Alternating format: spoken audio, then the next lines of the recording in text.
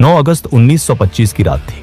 लखनऊ जाने वाली ट्रेन अंधेरे को चीरती हुई अपनी पूरी रफ्तार से दौड़ रही थी। मुसाफिर खिड़कियों से आती ठंडी हवा का मजा ले रहे थे। लखनऊ अभी करीब 15 किलोमीटर दूर था। तभी बोगी के अंदर एक इशारा हुआ। एक बड़ी मूंछों वाले शख्स ने अपनी सीट से इशारा किया और तभी टोपी पहने एक दूसरे आदमी ने फुर्ती से उठकर ट्रेन की इमरजेंसी चेन खींच दी। लोहे के पहिए पटरियों पर घिसटे और एक तेज कान फोड़ देने वाली आवाज के साथ गाड़ी की रफ्तार थमने लगी। यात्रियों को कुछ समझ आता। उससे पहले ही अलग अलग सीटों पर बैठे 10 लोग अचानक खड़े हो गए। उनके हाथों में पिस्तौलें तनी हुई थी। पूरे डिब्बे में सन्नाटा छा गया। तभी एक कड़क आवाज गूंजी, खबरदार, कोई अपनी जगह से नहीं हिलेगा। यात्रियों को लगा कि ये कोई डकैत है, लेकिन ये कोई मामूली अपराधी नहीं थे। ये वो जाबाज क्रांतिकारी थे जो अपने निजी फायदे के लिए नहीं बल्कि देश को आजाद कराने के लिए हथियार उठा रहे थे। ये चोरी नहीं थी, ये ऐलान ए जंग था। ये था द काकोरी ट्रेन एक्शन।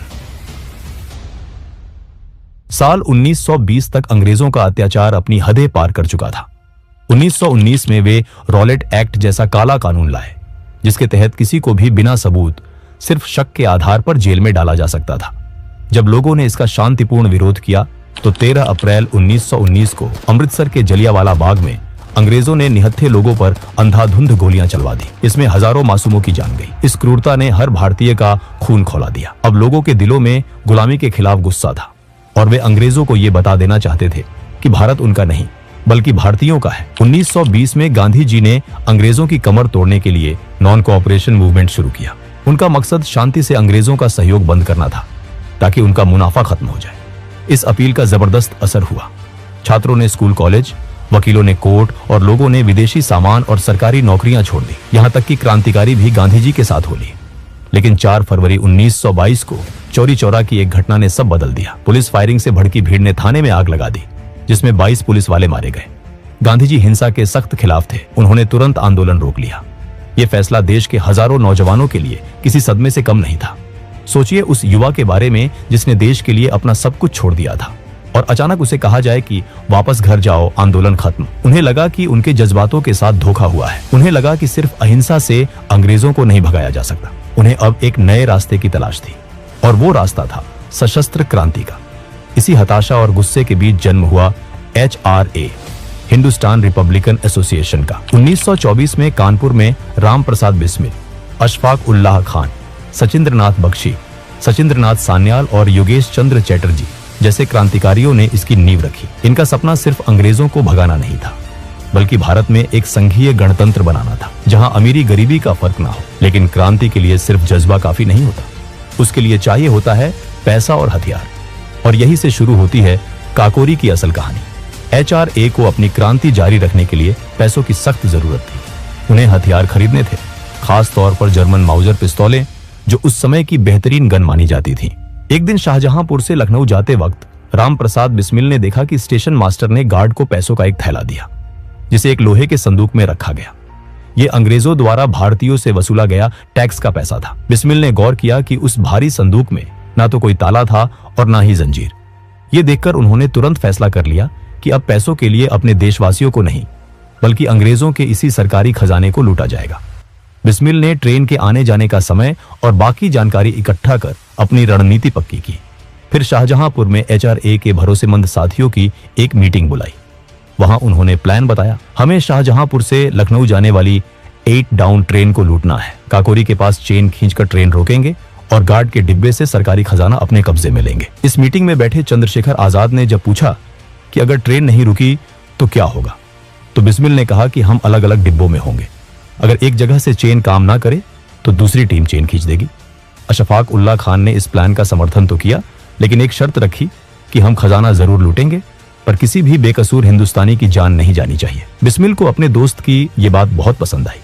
इसके बाद उन्होंने इस मिशन के लिए कुल 10 जाबाजों की टीम तैयार की। इस टीम में थे राम प्रसाद बिस्मिल, अशफाक उल्लाह खान, चंद्रशेखर आजाद, राजेंद्र लाहिड़ी, सचिंद्र बख्शी, केशव चक्रवर्ती, मनमथ नाथ गुप्त, मुकुंदी लाल, मुरारी लाल खन्ना और बनवारी लाल। काकोरी एक्शन का असली प्लान 8 अगस्त 1925 के लिए बना था।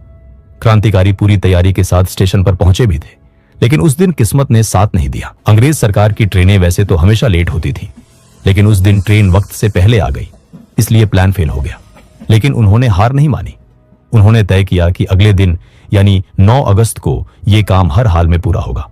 अगले दिन 9 अगस्त 1925 को 10 जाबाज क्रांतिकारी अलग अलग स्टेशनों से ट्रेन में चढ़े। उनमें से 4 के पास बंदूकें थी जिन्हें उन्होंने अपने कपड़ों के अंदर छुपा रखा था। शाहजहांपुर स्टेशन पर जैसे ही 8 डाउन ट्रेन आई, सभी क्रांतिकारी अपनी तय जगहों पर बैठ गए। राजेंद्र लाहिड़ी, अशफाक और सचिंद्र बख्शी सेकंड क्लास में थे क्योंकि चेन खींचने की जिम्मेदारी लाहिड़ी की थी।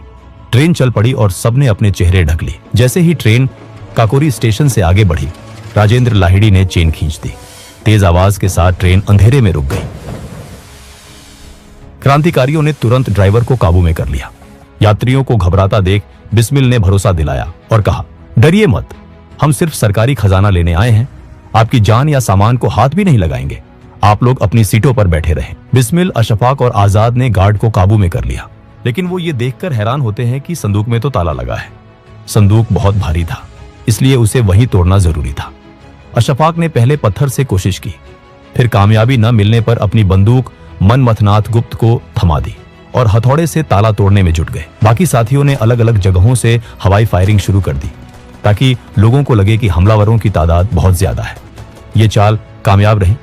डर के मारे ट्रेन में मौजूद पुलिस वाले और अंग्रेज अफसर भी अपनी सीटों से हिलने की हिम्मत नहीं कर सके। सब कुछ प्लान के मुताबिक चल रहा था, लेकिन तभी एक ऐसी अनहोनी हुई जिसने इन क्रांतिकारियों की किस्मत बदल दी। ट्रेन काफी देर से रुकी थी तो अहमद अली नाम के एक मुसाफिर अपनी पत्नी का हाल लेने महिला डिब्बे की तरफ बढ़े। मनमथनाथ गुप्त, जो उस समय काफी कम उम्र के थे, उन्हें गलतफहमी हुई कि कोई हमलावर आ रहा है। राम प्रसाद बिस्मिल समझ गए थे कि वो एक आम आदमी है, लेकिन इससे पहले कि वो मनमथ को रोक पाते, घबराहट में गोली चल गई। अहमद अली की मौके पर ही मौत हो गई। ट्रेन में सन्नाटा छा गया। मनमथ अपनी गलती पर फूट फूट कर रोने लगे। बिस्मिल ने उन्हें किसी तरह चुप कराया। उनका उसूल था कि किसी हिंदुस्तानी की जान नहीं जानी चाहिए, लेकिन जो हो चुका था उसे बदला नहीं जा सकता था। वक्त कम था, इसलिए बिस्मिल ने तुरंत ध्यान काम पर लगाया। अशफाक से संदूक का ताला नहीं टूट रहा था, तो बिस्मिल ने खुद हथौड़ा उठाया और पूरी ताकत से वार करके ताला तोड़ दिया। अंदर से करीब 8,000 रुपये मिले, जिनकी कीमत आज लाखों में होगी। तभी सामने से पंजाब मेल ट्रेन आती दिखाई दी, लेकिन किस्मत से वो ट्रेन बिना रुके निकल गई। जल्दी जल्दी पैसे चादरों में बांधकर वो सब वहां से भागे। गोमती नदी के किनारे चलते हुए वो लखनऊ पहुंचे और रात एक पार्क में पेड़ों के नीचे गुजारी। अगली सुबह वो देखते हैं कि अखबारों में ये खबर आग की तरह फैल चुकी थी। उन 10 साथियों ने आखिरी बार एक दूसरे को देखा और चुपचाप भीड़ में गायब हो गए। काकोरी की घटना की खबर जंगल में आग की तरह पूरे देश में फैल गई।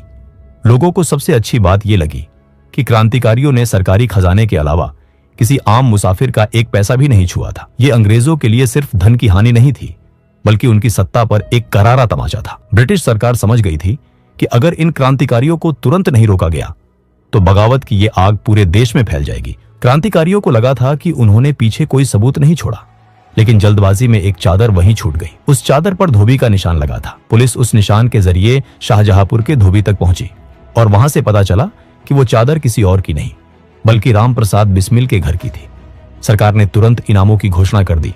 बिस्मिल और उनके साथी अंडरग्राउंड हो गए, लेकिन पुलिस ने मुखबिरों का जाल बिछा दिया था। सितंबर 1925 से गिरफ्तारियों का सिलसिला शुरू हुआ। राम प्रसाद बिस्मिल 26 अक्टूबर को पकड़े गए।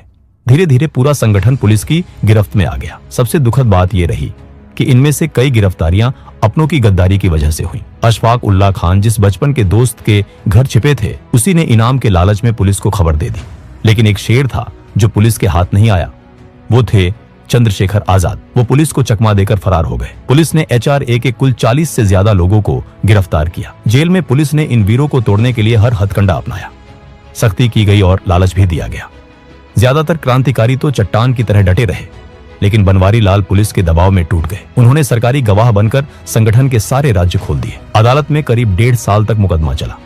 रामप्रसाद बिस्मिल ने अपना केस खुद लड़ने का फैसला किया। भरी अदालत में उनकी अंग्रेजी और उनकी कानूनी दलीलें सुनकर जज भी हैरान रह जाते थे। बिस्मिल ने अदालत को ही अपना मंच बना लिया। वो वहां अपने विचार रखते ताकि अखबारों के जरिए जनता तक उनकी बात पहुंचे। अंग्रेज सरकार डर गई कि कहीं बिस्मिल अपनी बातों से लोगों को और प्रभावित ना कर दें, इसलिए बाद में उन्हें खुद पैरवी करने से रोक दिया गया। सरकार का मकसद इंसाफ करना नहीं, बल्कि इतनी भयानक सजा देना था कि भविष्य में कोई भी भारतीय अंग्रेजों के खिलाफ सर उठाने की हिम्मत न कर सके।